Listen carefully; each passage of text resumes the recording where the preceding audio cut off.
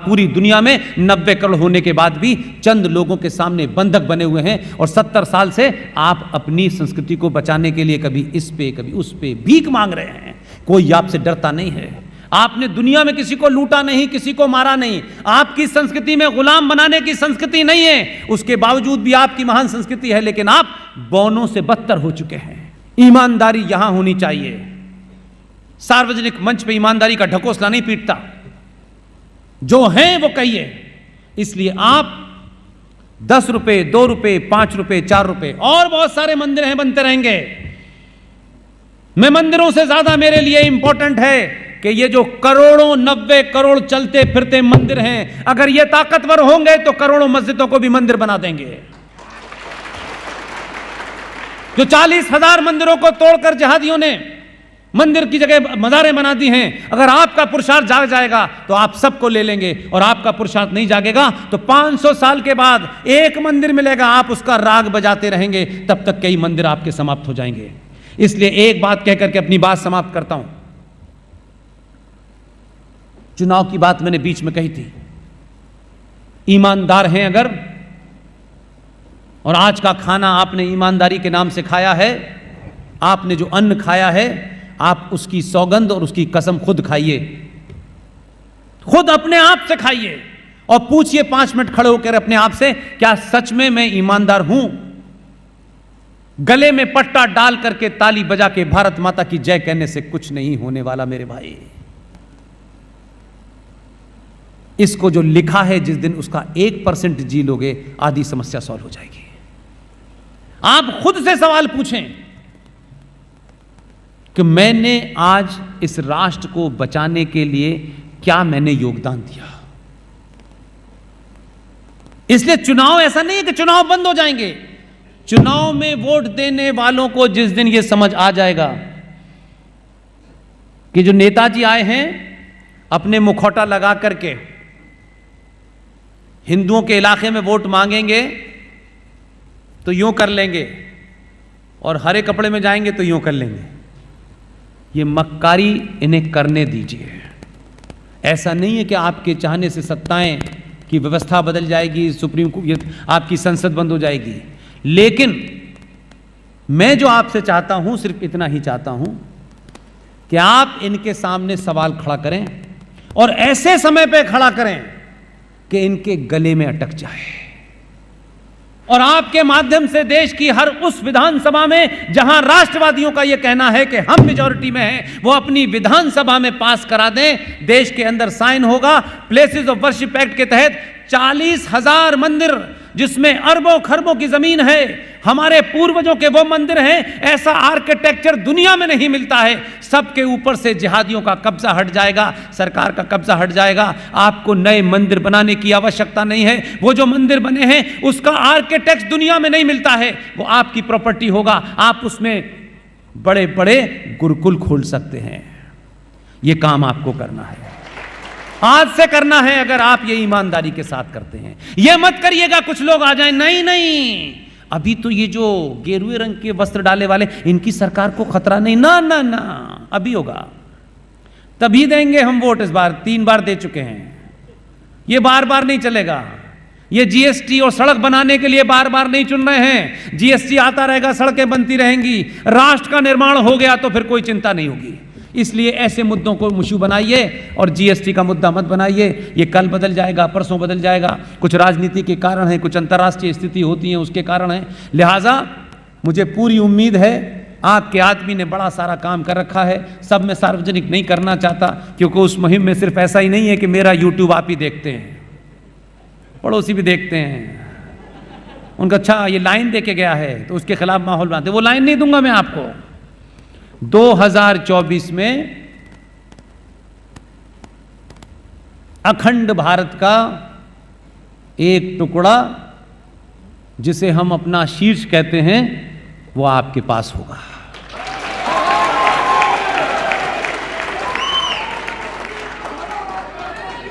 कुछ लोगों को लग रहा था माता खीर भवानी और माता शारदा के मंदिर को पाकिस्तान ऑक्युपाइड कश्मीर में अगर वो ले गए हैं तो हमारी आस्था कमजोर नहीं हुई। इसी को राष्ट्र कहते हैं। उस पाकिस्तान ऑक्युपाइड वाली जगह हमारा कब्जा नहीं है, लेकिन मां शारदा के मंदिर में आज भी दिया जलता है। आप बलूचिस्तान नहीं गए, मेरा 12 साल उस मुल्क से वास्ता पड़ा है। बलूचिस्तान में हमारी शक्ति पीठ है माता हिंगला। लोग गरीब हैं, आपकी तरह अमीर नहीं है, लेकिन माता हिंगला के मंदिर में रोज शाम को आरती होती है। यही राष्ट्र है। इसलिए देश के टूटने से मत घबराइए। राष्ट्र कमजोर होता है तब देश टूटता है। इसलिए राष्ट्र को मजबूत कीजिए। आप राष्ट्र को मजबूत करेंगे तो इंग्लैंड में जब चुनाव हो रहा था तो दुनिया की एंटी हिंदू ताकतें इकट्ठी हो गई थीं। आज की युवा पीढ़ी के लोग बैठे हैं, गूगल पे जाके सर्च कीजिए। या आपको अपनी ताकत का अंदाजा बता रहा हूं ताकि बोध हो जाए। यह बात अलग है कि 70 सालों से हिंदुओं के नेताओं ने, हिंदुत्व की बात करने वालों ने, मालूम है आपके सामने क्या सवाल खड़ा कर दिया है? आपने हॉर्स पावर का नाम सुना है? हॉर्स पावर क्यों कहते हैं? क्योंकि उसे यह बताना होता है कि ये जो कार है ये 4 हॉर्स पावर का इंजन लगा हुआ है। इसका मतलब इस कार के इंजन में 4 घोड़ों की ताकत के बराबर का इंजन है। ये 5 घोड़ों के बराबर की इंजन की ताकत है। घोड़ा इतना ताकतवर है कि उसके नाम से हॉर्स पावर इजाद हुई कि घोड़े की ताकत के बराबर का लगा है, इसलिए यह गाड़ी चल जाती है। लेकिन जब कायर और लालची नेता मिलते हैं तो आपकी स्थिति क्या है मालूम है? आपकी स्थिति यह कर दी है कि आप घोड़े हैं इसका बोध ना हो। जैसे घोड़े को जो तांगे में होता है ना, उसकी साइकोलॉजी क्या होती है? उसे लगता है दिन भर मेरे ऊपर कुछ रखा हुआ है, हटाने के बाद भी लगता है।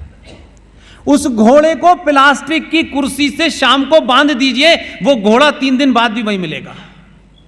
हिंदुओं को इस देश में उस घोड़े की तरह प्लास्टिक की कुर्सी से बांध दिया है। उसे ये बोध ही नहीं होने दे रहे कि ये प्लास्टिक की कुर्सी क्या है, मैं तो इंजन उठा के फेंक सकता हूं। वो अपनी बुद्धि को, उस ताकत को भूल गया है और दिन भर उस प्लास्टिक की कुर्सी से डरा हुआ खड़ा है कि मेरी पट्टी तो इससे बंधी है, मैं इसे हिला नहीं सकता। आपको घोड़े होने का बोध कराना चाहता हूं। आपके अंदर वो शक्ति है कि आप हॉर्स पावर हैं। आप प्लास्टिक की कुर्सी आपको नहीं रोक सकती है। लिहाजा समय रहते बिना किसी लाग लपेट के यही दबाव बनाइए कि 1945 में जिस आदमी के खिलाफ एक भयानक षड्यंत्र किया, हमने 70 सालों में बहादुरों की कभी कदर नहीं की। और अभी अभी कुछ बच्चे आए थे कि अखिल भारतीय विद्यार्थी परिषद के हैं, उन्होंने मुझे एक तस्वीर दी। और तस्वीर किसकी दी? किसकी तस्वीर थी वो? स्वामी विवेकानंद की। इसलिए एक ही महीना आता है जिसे मैं सबसे शुभ मानता हूं, उस महीने को कहता हूं जनवरी। सबसे शुभ महीना था। 12 जनवरी को विवेकानंद पैदा हुए, 23 जनवरी को सुभाष चंद्र बोस पैदा हुए।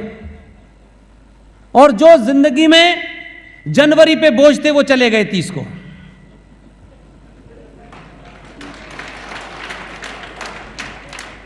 इसलिए बहादुर के बारे में बात करिए, कायरों की बात छोड़ दीजिए। आप अपने बच्चे से सुबह उठें तो उससे ये मत कहिए तुझे ये नहीं आता, तू ऐसा है। आप सुबह उठें, आप उस बच्चे के कंधे पे हाथ रखिए कि तू शेर का बच्चा है। आपके गुजरात में एक ट्राइब है, वो ट्राइब जहां मुसलमान रहते थे उन इलाकों में रुक गई तो वहां वो मुसलमान हो गए, और जिन इलाकों में हिंदू रहते थे वहां वो हिंदू हो गई। उस ट्राइब के अपने कैरियर के ज़माने में कुछ स्टोरी करने आया उस ट्राइब को सिद्धि ट्राइब कहते हैं, वो सिद्धि कहलाते हैं। वो लोग उनके बीच में रहा क्योंकि स्टोरी करनी थी। वो अपने बच्चे को मालूम है क्या कहते हैं? सिद्धि का बच्चा, शेर का बच्चा, सिद्धि का बच्चा, शेर का बच्चा। मैं पूछता था ये ऐसे क्यों कहते हैं? बोले कि ये शेर का इसके मन में स्मरण कराना है और इतनी बार इसे शेर बोलना है कि ये सच में शेर समझने लगे अपने आप को और इसमें शेर जैसी निडरता पैदा हो जाए। आप अपने बच्चे को सत्तू खिलाइए, मैगी खिलाना बंद कर दीजिए। आप 25 दिन पुराना सूखी एक रोटी को उस पे पिज्जा लगा के, बर्गर खिला के 15 दिन पुरानी रोटी खिलाते, कहते हैं ये बहुत मजे की है। और हमारी मां रात की रोटी पे देसी घी लगा के बांध के देती थी, उससे ताकत आती थी। आप ये सड़ी हुई रोटी खिला रहे हैं उसे, आप क्योंकि आपको पिज्जा खिलाना है। आपने एक भी संस्कार सनातन का पकड़ लिया, दुनिया में आपको कोई नहीं हरा सकता। और 14 के बाद से लोगों को लगने लगा कि सरकार नहीं बदली है, समाज बदल गया है। और इसी समाज के बदलने से पूरी दुनिया में उथल पुथल है। इसलिए पूरी ताकत से लोग अमेरिका, ऑस्ट्रेलिया, इंग्लैंड, कनाडा में कभी शाहीन बाग बनाते हैं, कभी किसान आंदोलन बनाते हैं। ये एक तर्क लिया जाता है, इसके पीछे की फोर्सेस देखिए। आपका आदमी इतना शातिर है कि जिन्होंने कनाडा में खड़े होकर ये कहा था कि हिंदुस्तान के अंदर किसानों के अधिकारों की लड़ाई सरकार कुचल रही है, वो पिछले 1 महीने से कनाडा में छुपा हुआ है कि उसकी पूरी की पूरी उसका राजधानी को ही भुनवा दिया है। लोग कह रहे हैं ये कैसे हुआ कि जो आदमी दिहाई दे रहा था भारत में किसानों की, वो उसके अपने ही घर में किसानों ने ऐसा घेरा है कि 1 महीने से अंदर है। लोगों को पता ही नहीं है कि आपका एनएसए कब गया था, कब आया। इसलिए चाणक्य पैदा कीजिए, चाटुकार पैदा मत कीजिए। यह देश चाणक्य का है,